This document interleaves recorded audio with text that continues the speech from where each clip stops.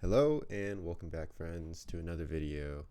I'm excited to announce that I finished my first project of the year, and that is the photography website and Instagram. Those are both going to be officially live at the end of this month, and I wanted to show you guys the finished product and the process of me making those things. Just kind of, going not necessarily step by step, but going through some of the thought processes behind designing the website. Once again, super excited to finally get the chance to show you guys something that I made. And without further ado, let's get into it. So, as you can see, this is the homepage for the website. I have one of my favorite pictures that I've taken, and then the name of the brand, and then my self introduction. This homepage is meant to be very simple. And as you can see, there's the brand name, where I'm based, and then my Instagram link is also at the bottom. And here you can see some of my favorite pictures that I've kind of taken or either edited, except for the actual picture of me. That was taken by a dear friend of mine named Ellis, but he's actually in my portfolio. And here we are, kind of going back to the process of making my portfolio page. Initially, this was the About sub tab, and I didn't really like the idea of, having my About page be, or my introduction page or section being on an entirely different sub page. So I just moved that to the home page, and I deleted it off of what I'm turning into the portfolio page. And here you can see me kind of like experimenting with different ways of formatting my portfolio, because this is something that I kind of contemplated for a while on how to make it look best. And the end result that I came up with is basically having the photo that I wanted and then using that same photo as the background for the picture. The reason that I chose that is because the color palette is the same, and to me, it almost emphasizes the actual picture even more so than if I just used a solid, color in the background instead. And personally, I also didn't really like a lot of the color options I had, and frankly, I felt like it would be a little jarring going from picture to picture. But all the pictures with on the website are taken by me, once again, except for the one picture of me myself. But here I have photos of one of my models. Her name is Emily, and I've worked with her a lot, and I'm going to continue to work with her in the future. She's great to work with, and I've gotten a ton of great photos of her. And so, yeah, the other thing that I did with the backgrounds of the portfolio section is that I added this wavy effect where when you scroll, like, it kind of moves along with the scrolling motion. And so to me, I feel like, once again, these are just things that, in my opinion, help to emphasize the actual picture itself. And I think I honestly really like the way that it came out. As I said, like, I contemplated a lot on how this would look, and I was really worried that, like, I wouldn't find a way to make it work. But it was just this one decision that kind of helped to create probably my favorite parts of the entire website.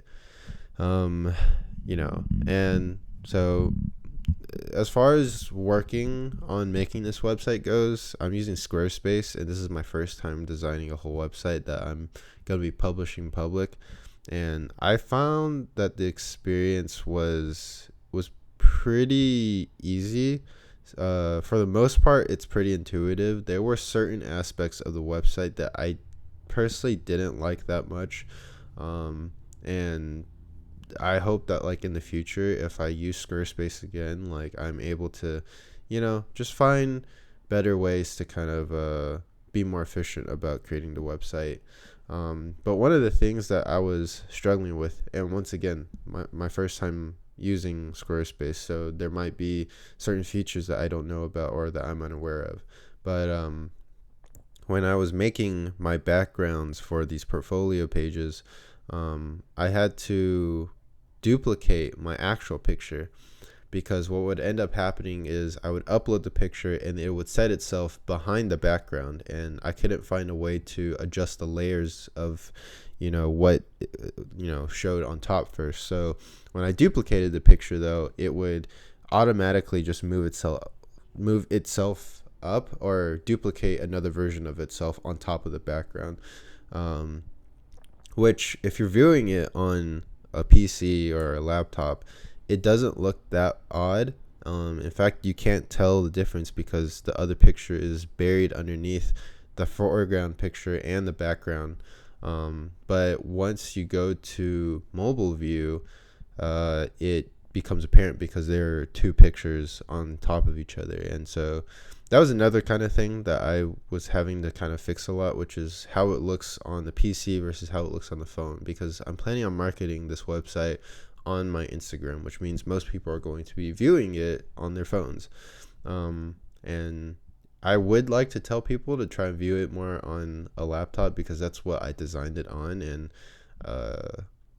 but we'll kind of have to see how that kind of goes. But once again, super proud of this section. I actually like a lot of the photos that I have for it, and I think I'm hoping to expand on it in the future.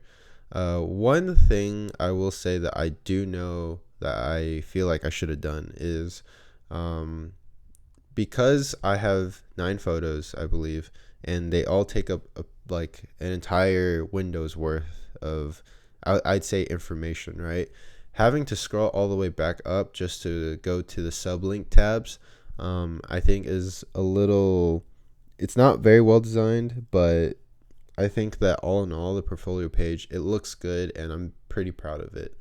The only 2 other pages that I have on the website are my services page and my contact page. So my services page, what I wanted to do for it, and the reason I somewhat explained in my last video. So I listed off the most typical services that I would like to be providing, which is graduation shoots, just basic headshots, and then portraits of any kind. But the idea was that I wanted to include more of a communication between me and the client instead of like make an appointment through the website and then we'll just meet on the day. I created this contact page to kind of make it easier for me to communicate with clients. There's a required messages tab there, so I want people to be coming to me and telling me more specifically about what they want from the shoot. Creating that network of communication is important to me, and I think it would build the business itself slowly just by producing more and more loyal clients. At least that's what I'm hoping for. But yeah, this is the entire website. The contact page is very basic. It just has my email, where I'm based, and then my Instagram link, and then a way to send me an email to through the website itself by attaching your name, your email, and then just a message about what it is that you're seeking exactly. But once again, if you guys feel like there are any other things that I could do better, please let me know. Leave it down in the comments. But I'm really proud of this website. I think it looks quite nice. But yeah, thank you so much for coming back to this channel, and I hope to see you guys again next week. Bye.